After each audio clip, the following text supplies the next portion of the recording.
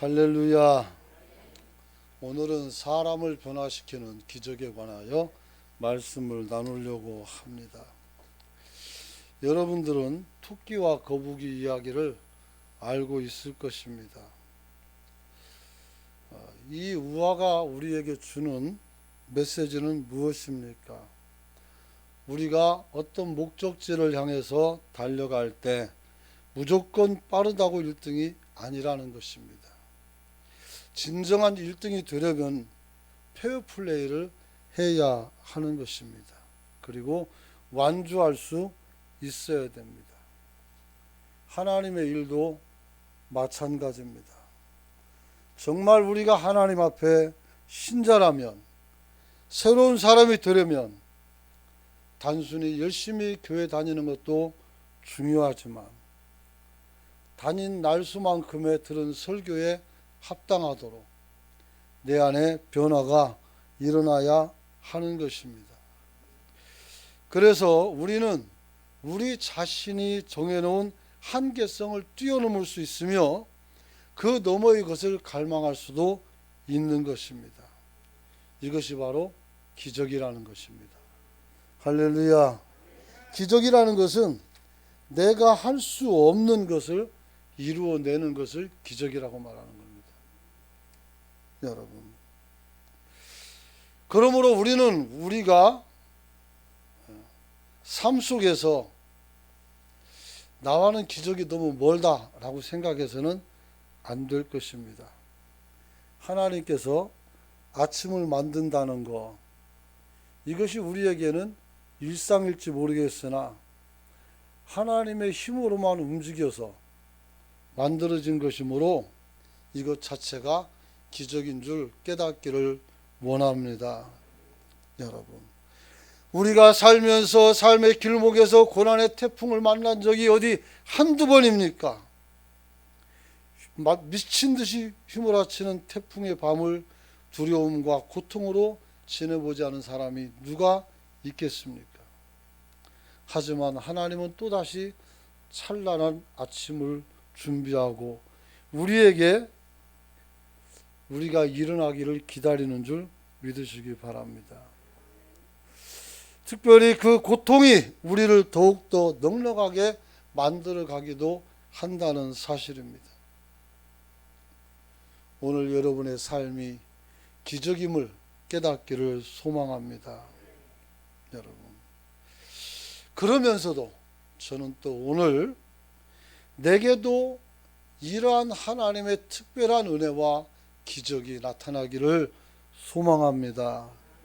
왜냐하면 하나님께서는 우리에게 기적을 주시고 우리가 기적을 기대하기를 원하기 때문입니다. 그리고 그 자들에게 기적을 행할 수 있는 능력을 주십니다. 주님께서 기적에 대해서 가장 강력하게 말씀하신 것이 있다면, 너희가 만약에 한 알의 밀알처럼 이 작은 겨자씨만한 믿음이 있다면 이 산을 명해서 바다로 옮길 수 있다는 말입니다. 우리가 물리적으로 생각했을 때 과연 우리가 그 큰 산을 어떻게 옮기겠습니까? 부산시 가운데 뾰족 솟아난 저 황령산 드러내면 우리 조망이 좋아집니다. 북한이 보이고 영도가 보이고 그 너머가 태평양 아니겠습니까? 여러분, 그런데 우리는 이런 일을 시도조차 하지도 않는다는 것입니다. 예전에 말씀드린 거 기억납니까? 제가 초등학교 가기 전에 아산마늘 방주제를 싸는데 그때 산을 통째로 옮겨서 바다에다 집어넣었다는 거. 여러분, 믿지 않는 사람들은 그렇게 하는데 왜 믿는 사람들은 그것을 이해하지 못할까요? 여러분, 오늘 여리고성은 신약의 복음서뿐만 아니라 구약 성경에도 자주 등장하는 낯익은 도시의 이름입니다. 히브리 노예들을 탈출시켜서 40년 광야 생활을 경험하게 하시더니 이들을 여리고성 앞으로 끌고 가서 하루에 한 바퀴씩 마지막 날 7바퀴 돌고 소리 고함을 확 지르니 이 여리고성이 와르르 무너졌습니다. 그래서 이 여리고성은 이스라엘 백성들이 하나님의 능력과 기적을 경험하면서 조상이 실패했던 그 가나안 땅에 들어간 첫 번째 역사의 땅입니다. 여러분, 그 조상들은 무엇을 실패했습니까? 모세가 각 지파마다 한 명씩 사람을 뽑아서 가나안 땅을 정탐하고 옵니다. 그런데 가보니까 거기에는 거인족이 살아요. 거인족이. 풍성하고 아름답고 젖과 꿀이 흐르지만 거기에는 우리가 이길 수 없는 사람이 산 거예요. 그래서 우리가 거기 들어갈 수 없음을 낙심하며 하나님을 불신해서 정탐한 날 하루를 1년으로 계산해서 40년간 광야에서 계속 어떻게 됩니까? 생활하게 되는 일들이 일어났습니다. 특히 이 여리고성에서 가장 중요한 것은 군인들이 가서 무너뜨린 것이 아니라 온 국민이 함께 가서 무너뜨렸다는 겁니다. 힘으로가 아니라 믿음으로 하나님의 말씀에 순종해서 이 일을 이룬 줄로 믿으시기 바랍니다. 그로부터 약 1400년이 지나서 이제 이 땅에서 자기 백성을 죄에서 구원할 자라는 이름을 가진 예수께서 예루살렘의 관문인 여리고를 지나다가 오직 하나님만이 하실 수 있는 또 다른 기적을 이루십니다. 이 기적은 세리장인 삭개오의 변화입니다. 사랑하는 성도 여러분, 8절에 보면 19장 8절에 보면 이런 말씀이 있습니다. 같이 한번 읽어봅시다. 시작. 삭개오가 서서 주께 여짜오되 주여 보시옵소서 내 소유의 절반을 가난한 자들에게 주겠사오며 만일 누구의 것을 속여 빼앗은 일이 있으면 내 갑절이나 갚겠나이다. 사랑하는 성도 여러분, 남의 것을 착복하고 남의 것을 빼앗기만 하던 이 세리장이 인생 처음으로 자기의 곳간을 열어서 다른 사람들에게 손을 내밀기 시작한 겁니다. 왜 그랬을까요? 예수를 만났기 때문입니다. 저도 여러분도 예수를 만났습니다. 우리도 변화할 수 있기를 축원합니다. 저는 이 여리고에 있는 삭개오를 말하기 위해서 여리고성을 점령하는 그 출애굽 사건의 마지막 댐이고 새로운 시대의 관문인 그 여리고 사건을, 그 기적을 앞세웠습니다. 이 말인즉슨 이 여리고성이 무너지는 것과 삭개오가 변화된 이 사건이 어떻게 해요? 같은 레벨이라는 겁니다. 사람 하나 변하는 게 뭘 그렇게 대단하냐? 우리에겐 대단하지 않을 줄 모르지만 하나님께서 말씀합니다. 한 영혼이 돌아오면 하나님께서 천국에서 잔치를 벌입니다. 할렐루야. 한 영혼이 온 천하보다 낫다라고 말하고 있습니다. 하나님께서는 여러분 하나하나의 생명값을 온 천하라고 얘기하고 있습니다. 여러분이 작정하고 여러분이 전도하기로 마음먹은 사람이 또 다른 천하요, 또 다른 세계며 또 다른 세상인 것입니다. 그들을 건져내는데 힘쓸 수 있기를 축원합니다. 우리가 변하면 또 우리가 누군가를 변화시키면 하나님의 나라는 바로 이 자리에 임하게 되는 줄 믿습니다. 여러분, 사실 여리고에서 삭개오를 만나고 삭개오가 변화된 사건은 그냥 해프닝입니다. 조그만 사건이죠. 삭개오가 변화됐다고 해서 지구가 어떻게 해야 돼요? 뭐 멸망하거나 구원받거나 예루살렘 사람들이 전부 다 돌아오거나 그것은 아니었습니다. 그런데 이 작은 사건이 예수님의 사역 기록 속에 명백히 기록되고 있다는 것입니다. 그리고 우리에게 이 삭개오 이야기가 들려지며 주님께서는 우리에게 삭개오와 같은 변화를 요구하고 있다는 사실을 기억해야 합니다. 만약에 삭개오 사건이 성경에 기록된 사건으로만 있는다면 아무런 의미가 없습니다. 그러나 주님 이후로 2000년간 얼마나 많은 사람들이 자신을 변화시키는데 이 삭개오의 모습을, 이 삭개오의 사건을 살펴봤는지를 생각해 봐야 됩니다. 그렇다면 이 사건은 정말 적은 사건이 아닌 것입니다. 여러분이 무심코 한 행동이나 여러분이 무심코 한 말들이나 이런 것들이 걷잡을 수 없이 커져버리는 경우가 있습니다. 그러므로 우리가 행하는 일들은 작은 일이 아님을 기억할 수 있기를 축원합니다. 여러분, 분명한 건 여리고는 예수님을 만나러 갔었습니다. 소문을 듣고 갔죠. 하지만 키가 작아서 예수님이 보이지 않았습니다. 그래서 뽕나무에 올라갔습니다.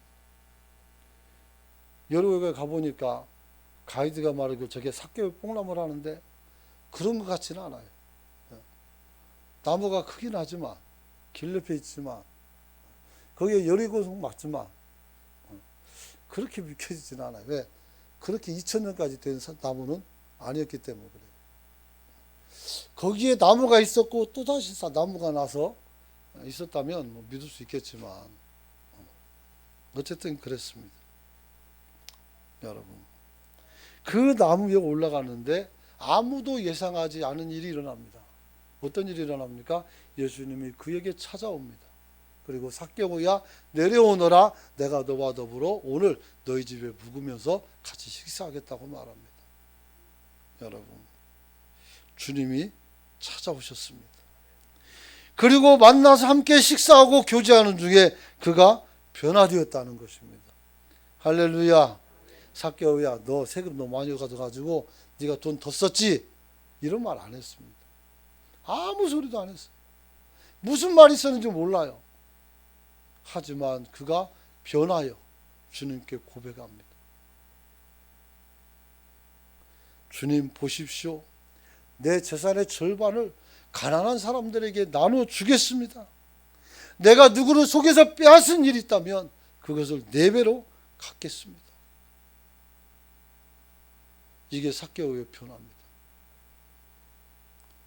저와 여러분도 이 세상에서 변화를 꿈꾸는 성도가 되시길 축복합니다. 그러므로 우리가 어떻게 하면 주님의 삭개오를 통해서 보여주는 진심, 이 말씀을 통해서 주님이 우리에게 주시는 말씀이 무엇인가를 듣고 변화될 수 있기를 축원합니다. 주님이 삭개오를 통해서 전해주는 진심은 사람의 변화가 세상에서 가장 큰 기적임을 알려주고 있습니다. 할렐루야. 만일 언더우드가 1881년도 뉴욕 대학을 졸업하고 화란 개혁파 신학교를 다니며 선교사로서의 소명을 갖지 않았더라면 한국 교회는 어떻게 됐을까요? 지금의 연세대학은 존재할까요? 여러분, 무디가 변화되지 않았다면, 루터가 복음으로 변하지 않았다면, 바울이 변하지 않았다면 우리는 신학성경을 가지고 있을 수 있을까요? 하나님의 다른 일을 통해서 일하셨겠지만 역사에는 가정이 없습니다. 일어나는 사건이기 때문에. 하지만 만일 그랬다라면 많은 변곡점이 있을 것입니다. 이 한 사람 한 사람의 변화가 교회를 만들고, 이 한 사람의 변화가 대한민국을 변화시켰고, 이 한 사람의 변화가 미국을 변화시키고 세계를 변화시킨 것입니다. 우리 교회가 적다고요? 안 적습니다. 많은 선교사를 보낸 교회들이 우리보다 큰 교회인 줄 압니까? 우리 정도 되는 교회예요. 이곳에서 순교했기에 그 사람의 얼굴을 동판으로 만들어서 교회 벽에다 붙여놓고 한국 선교를 자랑하는 교회들이 있어요. 우리도 우리가 파송한 선교사가 주님 앞에서 큰 나라에 대한 영향을 끼쳐서 동판으로 그의 얼굴을 사귈 수 있는 교회가 될 수 있게 해달라고 기도하시길 축원합니다. 아니, 선교사까지 갈 필요 없어요. 여러분 중에서 하나님 앞에 붙들림 받아 세상에 큰 영향을 끼치고 사람들을 리더해서 이 땅을 바꿀 수만 있다면 난 여러분들의 얼굴을 20개라도 파서 교회 바닥에다 깔고 싶어요. 여러분, 이렇듯 사람의 변화는 개인에 그치지 않고 역사의 흐름을 바꾸는 힘이 있다는 것을 저와 여러분이 깨닫기를 원합니다. 그러므로 아이들이 변할 수 있다면 주일학교는 얼마든지 투자되어야 합니다. 청년이 변할 수만 있다면 우리는 거기에 대해서 무한정 투자를 할 수가 있어야 됩니다. 여러분들이 변화될 수 있다면 우리는 할 수 있는 모든 일을 다 해야 하는 것입니다. 성경에서 말씀하는 변화는 뭡니까? 히브리 말로 하피크입니다. 헬라어로 헤테로스, 히피크입니다. 헬라어로 헤테로스. 성경에 나온 변화는 뭡니까? 네 가지가 있습니다. 첫째는 형태 변화입니다. 형태 변화. 욥기 38장 14절 보니까 땅이 변하여 진흙에 인친 것 같이 되었고 그들의 옷같이 나타나되 이렇게 말씀합니다. 여러분, 우리의 상태가 변하는 겁니다. 또 하나, 형태가 아닌 본질의 변화가 있습니다. 누가복음 9장 29절 보면 기도할 때 용모가 변화되고 그 옷이 휘어져서 광채가 났다고 했습니다. 그래서 우리는 뭐 빛을 발할 수 있는 존재는 아니에요. 하지만 주님이 그렇게 변했단 말이에요. 가치관의 변화입니다. 이게 가장 흔한 거죠. 로마서 12장 2절 너희는 이 세상을 본받지 말고 오직 마음을 새롭게 함으로 변화받아 하나님이 선하시고 기뻐하시고 온전한 뜻이 무엇인지 분별하라 이렇게 말합니다. 여러분, 그 다음에 영원한 존재로 우리가 변화될 것입니다. 할렐루야. 고린도전서 15장 51절 말씀입니다. 같이 한번 읽어봅니다. 시작. 보라, 내가 너희에게 비밀을 말하노니 마지막 나팔의 순식간에 후련히 다 변화되리라. 할렐루야. 이렇게 우리는 네 가지 변화를 경험하게 될 것입니다. 여러분, 본문에서 삭개오의 변화는 가치관의 변화인 것입니다. 그리고 제가 목회하면서 여러분들에게 요구하는 변화도 가치관의 변화입니다. 너희가 무엇을 먹을까 입을까 염려하지 말라. 이 말씀도 주님께서 우리에게 가치관의 변화를 요구하는 겁니다. 사람이 떡으로만 사는 것이 아니라 하나님 말씀으로 산다는 말씀도 이것도 가치관에 관한 것입니다. 너희는 먹는 거 입는 거 연연하지 말고 그 나라와 의를 구하라고 말씀합니다. 이게 가치관인 것입니다. 여러분의 삶을 올바른 가치 속에 둘 수 있기를 소망합니다.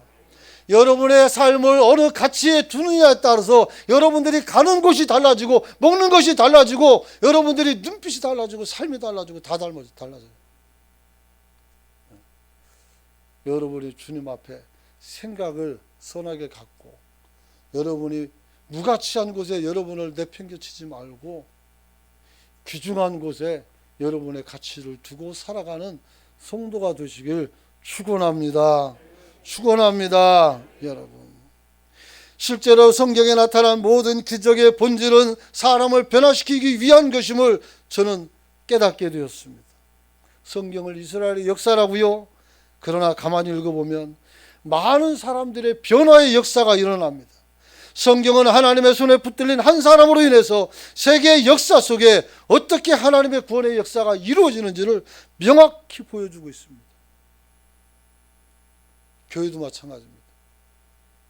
교회도. 여러분이 열심을 내고 살아가되 주의 나라를 위해서 그렇게 살아가는 성도가 되시길 축복합니다. 축복합니다. 여러분, 애굽의 10가지 재앙이 왜 필요했습니까? 광야 40년의 역사가 이스라엘에게 뭐가 필요합니까?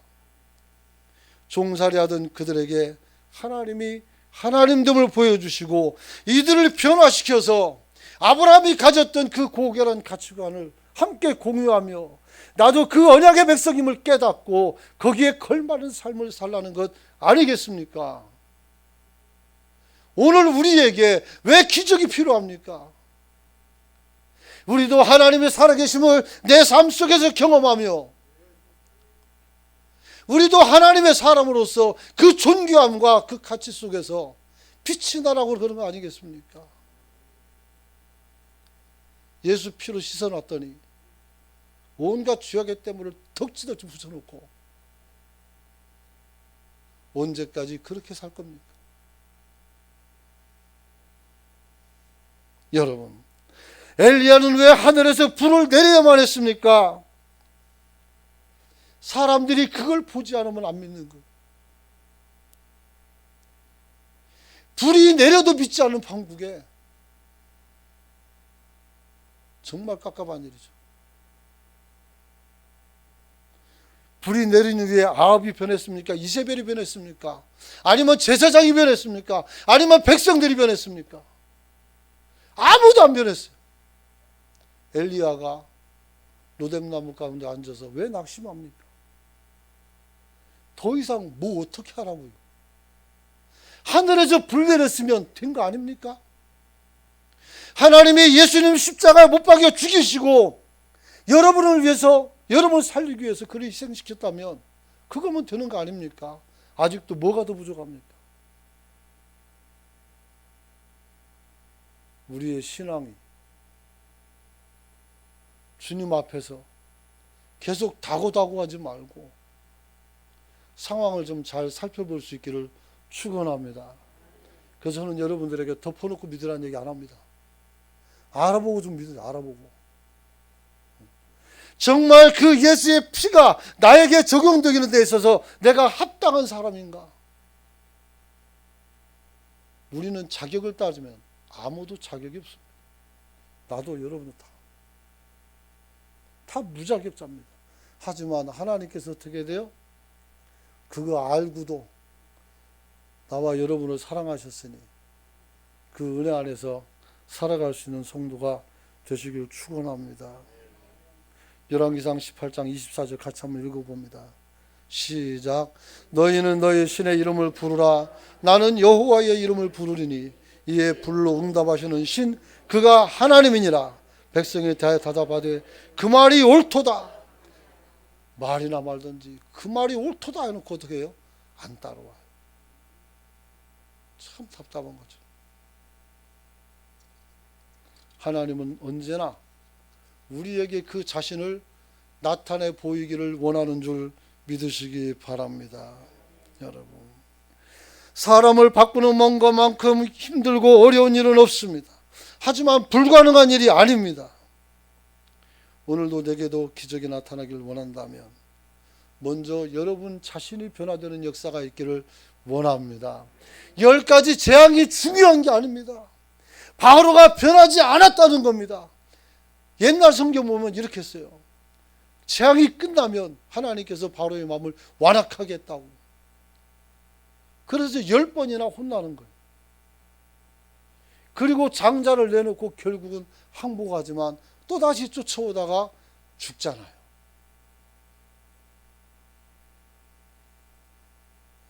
사랑하는 성도 여러분,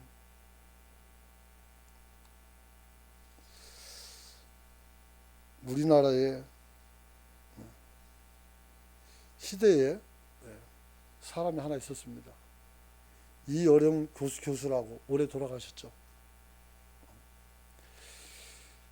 이분은 항상 무신론적인 입장을 견지하며 오늘 세상을 조롱하고 산 사람이에요. 정말 천재입니다. 이분은. 그런데 2007년 7월 24일 날 젊은 목사님에게 세례를 받습니다. 여러분이 이어령 교수 집에 가서 찍어보면 거기에 관한 많은 기사들이 있을 거예요. 그분은 평생 처음으로 무릎을 꿇고 겸허히 낮아져서 세례를 받았습니다. 왜냐하면 사랑하는 딸이 장장 15년간 갑상선암과 망막파열로 시력을 잃어가고 있었기 때문이었습니다. 그래서 하나님께 기도하고 기적을 경험합니다.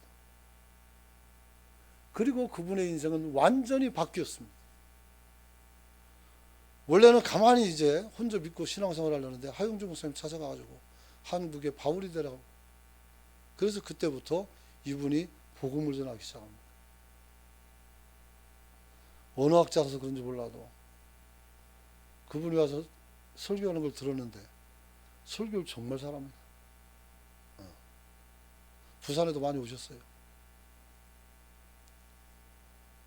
여러분, 기자가 세례받은 후에 그에게 크게 바뀐 건 뭐냐고 물었을 때 이렇게 말합니다. 인간의 오만함을 버린 것이 내가 기독교인이 된 가장 큰 변화다. 인간의 오만함을 버렸다는 거죠. 어떻게 이렇게 맥을 잘 잡는지 모르겠어요. 여러분들이 하나님 앞에서 지속적으로 범죄하는 이유가 바로 뭔지 압니까? 오만이에요. 오만. 우리가 다른 말로 교만입니다. 겸손한 자는 하나님의 은혜가 보입니다. 오만한 자는 어떻게 돼요? 그렇지 않아요. 그 위에 자신을 두는 거예요. 그러니까 어떻게 돼요? 어느 순간 깨달으면 아 그래야지 했다가 집에 가면 딴 생각하는 거예요. 딴 얘기하고. 이게 바로 오만이란 말이에요. 여러분, 누구 위에 막 군림하고 막 그런 게 아니란 말이에요. 여러분, 두 번째, 주님의 진심은 사람을 변화시켜서 회심 이후의 삶을 기대하고 있다는 사실을 기억하시길 축원합니다. 삭개오가 변화되자마자 어떻게 말합니까? 내 재산의 절반을 나눠주겠다고 말하고 남의 것을 토색한 것이 있다면 내가 어떻게 해요? 갚아주겠다고 말하고 있습니다. 이게 바로 하나님이 우리에게 기대하는 삶이에요. 여러분이 오늘 이 설교를 듣고 집에 가서 나도 삭개오처럼 변화되어서 내 삶을 새롭게 설계한다면 제가 설교를 잘한 것이고 집에 가서 다 잊어버리고 승질내고 그 다음에 어떻게 돼요? 못된 짓 하고 못된 짓 다 하고 그러면 저는 뭐잖아 또다시 설교를 해야 돼요. 기억납니까? 제가 처음 와서 여러분들에게 예언을 했던 말. 어느 한 목사님이 교회 갔죠. 담임 목사로 취임했죠. 설교를 하는데 되게 은혜가 됐습니다. 그 다음 주 보니까 설교가 또 똑같은 설교가 나왔어요. 그래서 이상하다 그랬는데 들었어요. 또 은혜가 되니까. 근데 그 다음 주 또 그래요. 성도들이 술렁이기 시작합니다. 그리고 그 다음 주 또 그랬을 때 이제 장로님들이 나서서 목사님을 찾아옵니다. 왜 우리에게 똑같은 설교를 4번씩이나 합니까? 목사님이 뭐라고 말했습니까? 안 변했잖아. 안 변했잖아. 들으면 들으면 뭐하냐고 안 변하면 그잖아요. 듣는 게 중요한 것이 아니라 변화되는 게 중요한 거예요. 주님이 진심이 바로 어디요? 삭개오의 변화예요. 변화. 여러분, 마지막으로 주님의 진심은 결단한 사람을 이끌어서 올바른 변화와 기적의 삶으로 이끌어가는 줄 믿으시기 바랍니다. 주님을 만나게 되면 우리가 그분을 의지하게 되고 그분의 손을 잡고 있게 되면 주님께서 여러분을 인도하시는 줄 믿으시기 바랍니다. 여러분, 삭개오에게 선포된 구원의 순서를 잘 살펴보십시오. 결단이 먼저입니까? 축복이 먼저입니까? 결단이에요. 결단. 결단은 또 믿어지기 때문에 결단하는 거 아니겠습니까? 그죠? 믿고 결단하고 그 이후에 하나님의 축복이 이루는 줄로 믿으시기 바랍니다. 19장 9절 말씀 한번 읽어봅니다. 시작.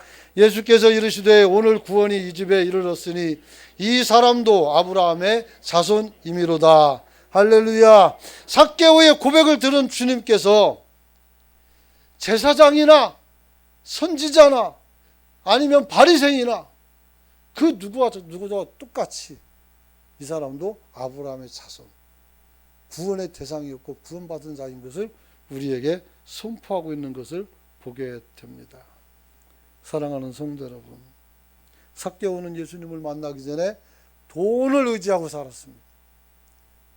세리장인은 원래 급여가 없다고 합니다. 내가 그 동네 가서 살아보진 않았으니까 몰라요. 제가 그렇게 배웠어요.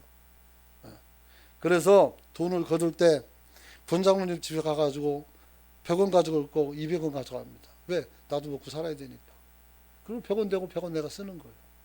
이런 식으로 해가지고 어떻게 자기 삶을 영위하는 거예요. 그러니 이 사람이 어떻게 돈 계산이 얼마나 빠르겠습니까? 그런데 그 모든 것을 내려놓고 하나님을 의지하고 이런 것들을 다 버려버렸다는 거예요. 바울 말처럼 내가 모든 것을 배설물처럼 여겼다겠단 말이에요. 다 내려놨다는 거예요. 여러분, 근데 이 사건을 얘기하기 전 바로 앞부분 보면 한 청년이 찾아옵니다. 여러분에게 수시로 말했던 사람이에요. 13번째 제자가 될 뻔한 사람. 이 사람이 찾아와서 주님께 묻습니다. 내가 어떻게 하면 영생을 얻을 수 있냐고. 네가 계명을 지켰냐니까 지켰다고 했어요. 무슨 계명이냐니까 뭐 하나님 사랑하고 얘기했죠. 그랬더니 내가 다 어려서부터 지켰다고 말했습니다. 그런데 주님이 말하죠. 그러나 너에게 한 가지 부족한 게 있다. 그러면서 어떻게 돼요? 너에게 있는 것을 팔아서 다 나누어 주고 너는 나를 따라오너라. 13번째 제자의 자리에 그를 초청한 거죠. 그런데 그 사람이 율법도 잘 지키고 선한 일을 많이 했고 자신만만한 그 사람이 어떻게 돼요? 슬픔이 가득하게 됐습니다. 나는 영생을 따놓은 당상이라고 생각했죠. 하나님 앞에 칭찬 듣고 싶었습니다. 그런데 그것이 아니었습니다. 그는 말씀을 듣고 고민합니다. 왜요? 내가 돈을 사랑하기 때문입니다. 하나님 말씀을 듣고 오만하게도 하나님을 사랑하는 것이 아니라 돈을 계속 사랑하고 있어요. 이보다 큰 교만이 어디 있어요? 여러분, 왜 이런 교만함이 나옵니까? 자기 재물을 다 팔아서 남에게 준다는 것 단 한 번도 생각해 본 적이 없어서 그래요. 한 번도. 내가 가진 그 많은 것이 한순간에 신기루처럼 사라질 수 있다는 거 한 번도 생각 안 해봐서 그래요.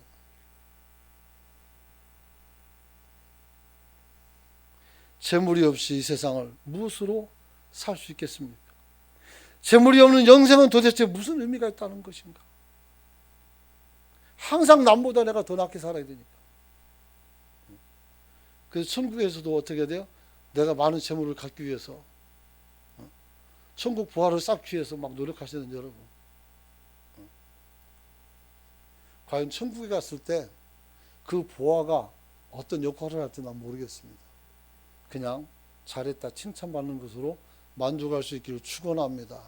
왜냐하면 거기에는 결핍이 없어요. 아셨습니까? 결핍이 없어요. 집에 먹을 것이 막 가난한 집에 갑자기 먹을 것이 많이 생겼단 말이에요.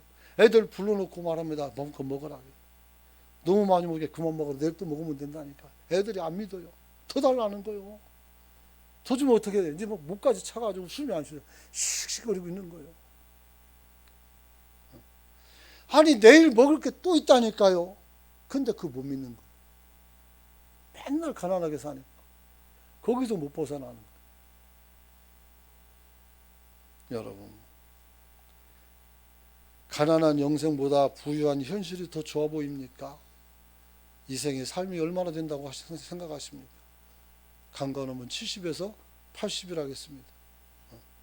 80 넘은 분도 계신데, 그죠? 그럼 지금부터는 보너스요. 아셨죠?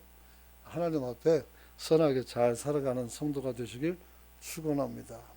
말씀 마치려고 합니다. 여러분, 평생을 자기 방식으로 살아오던 사람이 어느 한순간에 갑자기 바뀐다는 것은 어렵습니다. 사람이 바뀌는 게 여리구성이 무너지는 것만큼 어렵단 말이에요. 그러나 이 세상은 변화된 사람을 통해서 하나님의 역사를 이루어가더란 말이에요. 그리고 여러분들이 변화됐고요.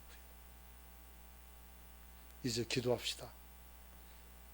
계속 큰 소리 치고 기도하는데 내가 분명히 변화되어서 여기 와 있어요. 그런데 어느 순간 눈 떠보니까 내가 세상에 살던 때보다 더 나쁜 모습을 가지고 있었다면 하나님이 또다시 십자가에 달려 죽으셔야 되겠습니까? 아니죠. 우리가 회개하면 됩니다. 주님, 이제 나를 다시 한번 변화시켜 주십시오.